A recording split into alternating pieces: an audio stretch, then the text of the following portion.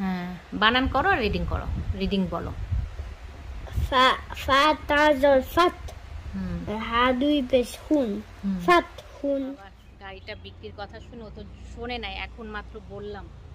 মনটা খারাপ হয়ে গেছে। কেন বিক্রি করাই দিয়েছে? দেখো আমার কাছে আসো। বলো তুমি কেন। আচ্ছা তুমি বলো, তোমার মনটা অনেক খারাপ। আমার নিজেরও মনটা অনেক খারাপ।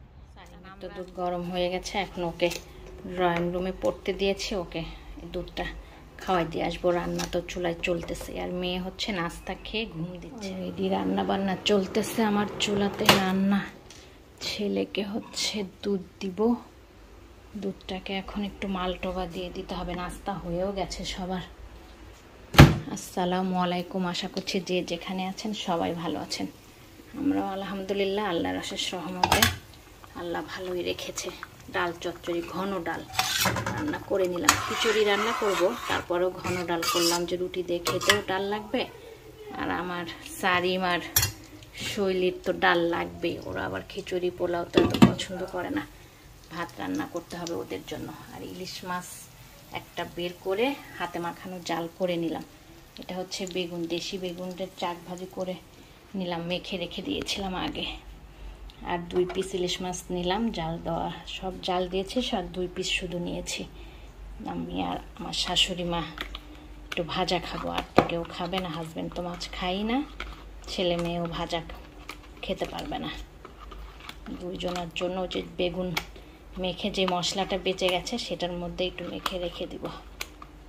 তো এখন খিচুড়ি রান্না করব মাসকালাই ডালের। হাজব্যান্ড আবার মাসকালাই ডালের খিচুড়ি খেতে চেয়েছে। এই যে একটু ভেজে গরম পানি দিয়ে ধুয়ে একদম পরিষ্কার করে রেখে দিয়েছে। চাল নর্মাল চাল দিয়ে করতে হয় মাসকালাই ডাল। চালও ধুয়ে নিবার। এটা বাংলাদেশের মটরশুঁটি, এর জন্য একটু দেখতে লাল লাল। বাংলাদেশ থেকে পাঠিয়েছিল, ডিপে রেখেছিলাম। সেটা দিয়ে মাসকালাই ডাল দিয়ে রান্না করব খিচুড়ি।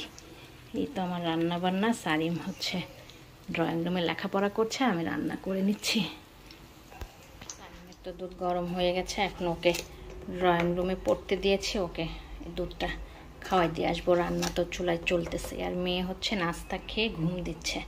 আজকে ওয়েদারটা একদমই খারাপ। রাতের থেকে মানে ভোর থেকেই বৃষ্টি শুরু হয়েছে। একটু দেখিয়ে দিই আপনাদের কি অবস্থা। গাছগুলো একটু দেখিয়ে দিই বৃষ্টির মধ্যে।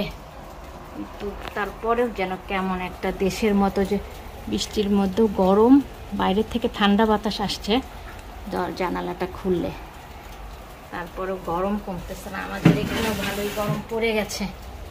একদম আকাশ ভালো ছিদ্র হয়েছে। অনেকক্ষণ ধরে রাত থেকে বৃষ্টি হচ্ছে, এখন পর্যন্ত বৃষ্টি।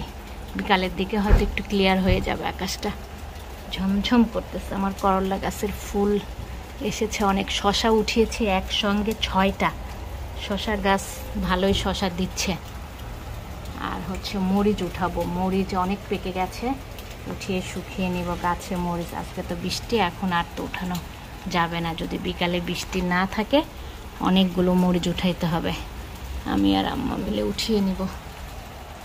এই যে গাছে একটু দেখিয়ে দিলাম বৃষ্টির মধ্যে। আর হচ্ছে এখন দুধটা খাওয়াই দিয়ে এসে আমার ছেলেকে দেখতে এসে দেখি দিদার কাছে চানাচুর চেয়ে নিয়েছে। ভাতের মতো 3 বেলা তার চানাচুর খেতে হয়, শেষ। আর একটু আছে। এটা কি হয়েছে মাম্মা? লেখাপড়া শেষ করে দেখো ভিডিও করছে তোমাকে। তাকাও এদিকে, ভিডিওতে তাকাও। কি খাচ্ছ দেখো, বলো। সারিম যে কি খাচ্ছে দেখেন। এটা হচ্ছে খাওয়া ভালো না, পেট ব্যথা করে, সেই জিনিস খাচ্ছে সে।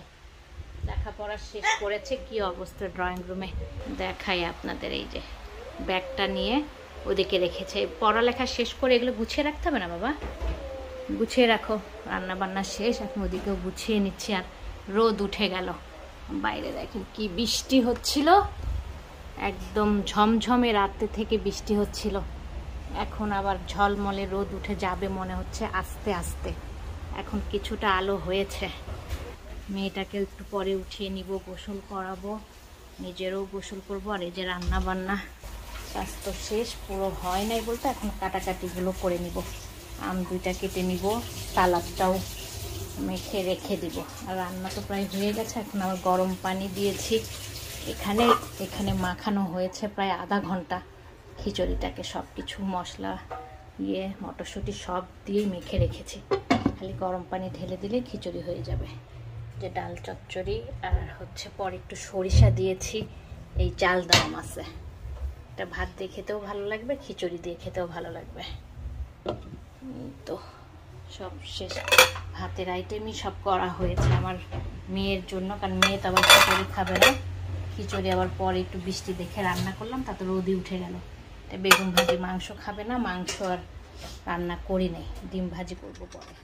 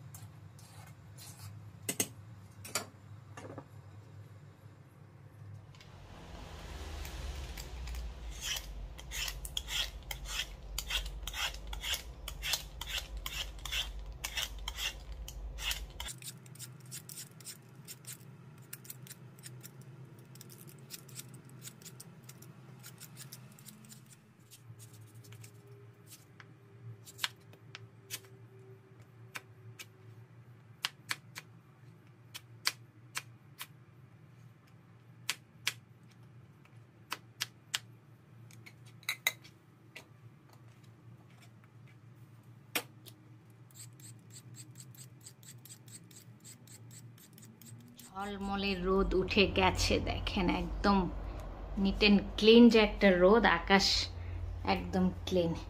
যে মাছ দুটো এখন ভাজি করে নিব, আর খিচুড়িও হয়ে গেছে।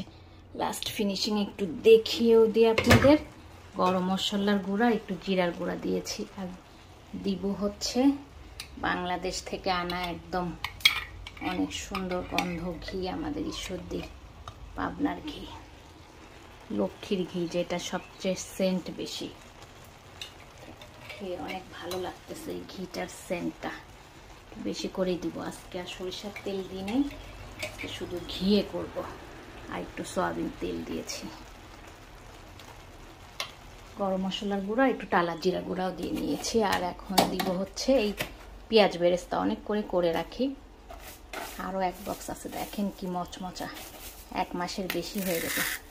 তারপরে শব্দ শুনতে পাচ্ছেন কিনা দেখেন, গুঁড়ো গুঁড়ো হয়ে গেল একদম। এইভাবে সংরক্ষণ করে রেখে দিলে অনেক দিন পর্যন্ত খাওয়া যায়। এই পেঁয়াজটা, দেশের পেঁয়াজ যেরকম মচমচা থাকে, এখানেও মাঝে মধ্যে এই পেঁয়াজটা যখন পাই, এনে এভাবে করে আমি বেশি করে ভেজে রেখে দিই। তো হয়ে গেল মজাদার খিচুড়ি। এখন একটু দমে দিয়ে দিলেই হয়ে যাবে।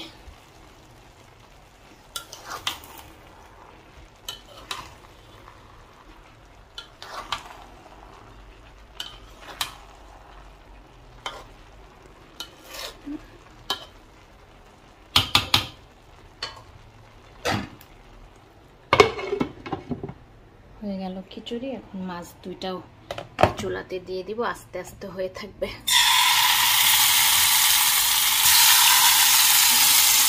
আমার বাবাটাকে আরবি স্কুল থেকে নিয়ে আসলাম, ওর এই দুপুর টাইমে, এই টাইমটাই 11:30 থেকে আর কি মাদ্রাসায় ওর আরবি পড়াতে থাকে। মাদ্রাসা বলতে এখানে তো মসজিদ, বাঙালি মসজিদ আছে আমাদের কাছেই, ওই মসজিদে হুজুর কাছে দিয়েছে আরবি পড়া। তো এখন একটু ভালোই পারে, মাত্র আসলো, এসেই বললাম যে একটু পড়াটা দেখে নাও, যে পড়াটা দিয়েছে পরে ভুলে যাবে কিনা, পড়ার আগ্রহটা থাকে না। আর রান্না বান্নাও শেষ হয়ে গেছে, তখন দেখলে রান্না বান্না করেছে, খাওয়া দাওয়া এখনো হয় নাই, একটু পরে আর কি সবাই মিলে খাওয়া দাওয়া করবো। আর মেয়ে তো ঘুমিয়ে যাচ্ছে, মেয়ের শরীরটা অতটা ভালো যাচ্ছে না, সবসময় তো বলে থাকি, কি আর করার। আল্লাহ দেখি, তুমি তোমার পরে একটু দেখাই, আল্লাহ আমার মাটাকে সুস্থতা দান করুক, সবাই দোয়া করবেন।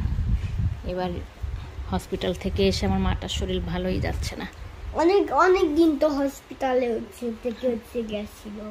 তোমার পড়াটা দেখাও তো, আমার বাবাটা দেখেন কি সুন্দর করে পড়ছে, একটু দেখিয়ে পড়া দেখিয়ে দিই, সুন্দর করে কেমন করে পড়ছে একটু শুনিয়ে দাও সুন্দর করে। হ্যাঁ, বানান করো আর রিডিং করো, রিডিং বলো।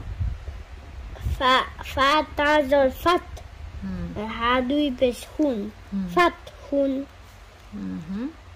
তারপরে নুন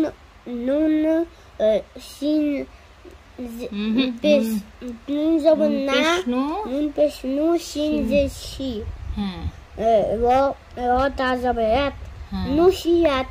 ওরা অবশ্য না, আমার বাবা তো এখন গুড বয় হয়ে গেছে। Habe ist Hu, sind sie O, তারপরে Rat, খুশি Rat, ওরে আমার বাবা, Alif einsabe A, Lam, Mim যাবে Lam, A, Lam, আমার সোনা।